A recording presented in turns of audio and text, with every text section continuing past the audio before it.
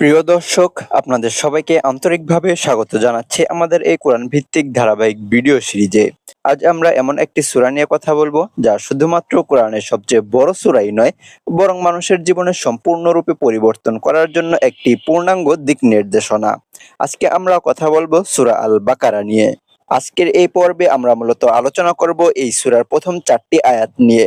হয়তো শুনে ছোট মনে হতে পারে, মাত্র 4টি আয়াত, কিন্তু সত্য কথা হলো এই 4টি আয়াতের ভিতরে এমন কিছু ভিত্তি গড়ে দেওয়া হয়েছে যার উপর দাঁড়িয়ে পুরো কোরআনকে বোঝা যায়। ভাবুন তো, আপনি যদি কোনো দীর্ঘ সফরে বের হন, তাহলে যাত্রার শুরুটাই ঠিক করে দেয় পুরো সফরটা কেমন হবে।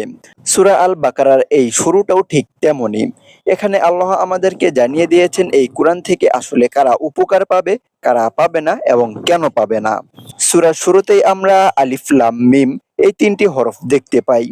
এই হরফগুলো আমাদের জন্য এক রহস্য। আমরা এর নির্দিষ্ট অর্থ জানি না। শত শত বছর ধরে আলেমরা এই নিয়ে চিন্তা করছেন, গবেষণা করছেন, কিন্তু শেষ পর্যন্ত তারা বলেছেন এর প্রকৃত জ্ঞান একমাত্র আল্লাহর কাছেই রয়েছে। এখানে একটু থেমে আমাদের চিন্তা করা দরকার, কেন কোরআনের শুরুতেই এমন কিছু রাখা হলো যা পুরোপুরি বোঝা যায় না। এর ভিতরে রয়েছে আশ্চর্যজনক এক রহস্য। মানব সমাজ আজ অনেক জ্ঞান অর্জন করেছে, বিজ্ঞান প্রযুক্তি সবকিছুতেই উন্নত করেছে, কিন্তু তবুও মানুষ সবকিছু জানে না। কিছু বিষয় আছে যা তার জ্ঞানের বাইরে। এই হরফগুলো আমাদের বিনয়ী হতে শেখায়, আমাদের মনে করিয়ে দেয় আমরা যতই জানি না কেন, আল্লাহর জ্ঞানের সামনে আমাদের জ্ঞান খুবই সীমিত। তাই আমাদের মনে অহংকার নয়, বরং বিনয় থাকা উচিত। এরপর আল্লাহ বলেন, এই সেই কিতাব যার মধ্যে কোনো সন্দেহ নেই। একটু ভাবুন, পৃথিবীতে এমন কোনো বই আছে কি যাকে নিয়ে বলা যায় এতে কোনো সন্দেহ নেই?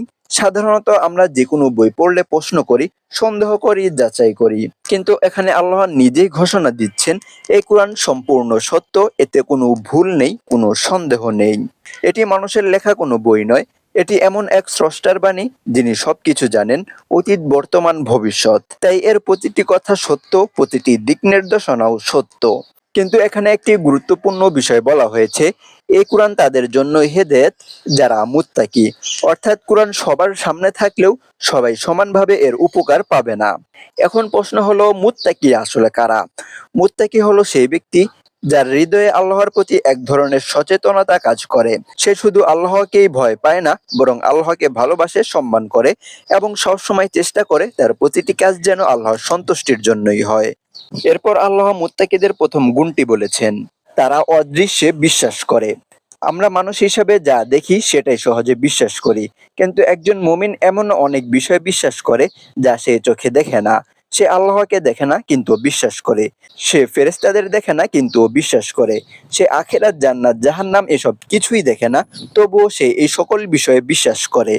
এই বিশ্বাসী মানুষকে ভিতর থেকে বদলে দেয়, কারণ যখন কেউ বিশ্বাস করে তার প্রতিটি কাজ আল্লাহ দেখেন, একদিন তার হিসাব হবে, তখন সে একা থাকলেও অন্যায় করতে পারে না।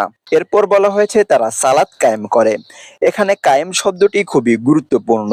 নামাজ শুধু পড়া আর কায়েম করা এই দুইটির মধ্যে অনেক পার্থক্য রয়েছে।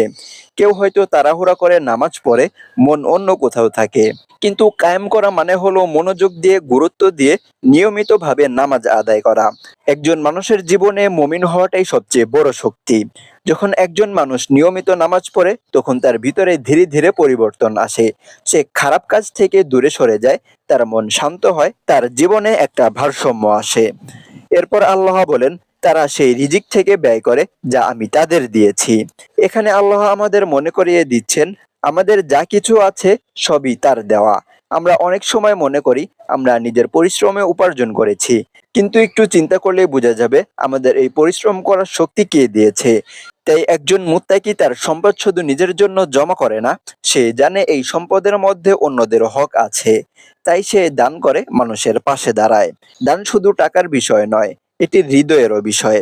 দানশীলতা মানুষকে উদার করে, লোভ কমায় এবং সমাজের বৈষম্য দূর করে। এরপর চতুর্থ আয়াতে আল্লাহ তাআলা বলছেন, তারা বিশ্বাস করে সেই কিতাবে যা আপনার উপর নাজিল হয়েছে এবং যা আপনার পূর্বে নাজিল হয়েছে। এখানে ইসলামের একটি সুন্দর দিক ফুটে উঠেছে। ইসলাম সংকীর্ণ কোনো ধর্ম নয়। এটি পূর্বের নবীদের অস্বীকার করে না, বরং সব নবীকে সম্মান করে, তাদের বার্তাকে স্বীকৃতি দেয়। এরপর বলা হয়েছে তারা আখিরাতের প্রতি দৃঢ় বিশ্বাস রাখে। এই একটি বিশ্বাস মানুষের জীবন পুরোপুরি বদলে দিতে পারে। যদি কেউ সত্যিকার ভাবে বিশ্বাস করে একদিন তাকে আল্লাহর সামনে দাঁড়াতে হবে, তার প্রতিটি কাজের হিসাব দিতে হবে, তাহলে সে কখনো অন্যায় করতে স্বাচ্ছন্দ্য বোধ করবে না। এই বিশ্বাস মানুষকে ধৈর্যশীল করে, সৎ করে, ন্যায়পরায়ণ করে। প্রিয় দর্শক, এই 4টি আয়াতের ভিতরে আল্লাহ আমাদের সামনে একটি আয়না তুলে ধরেছেন।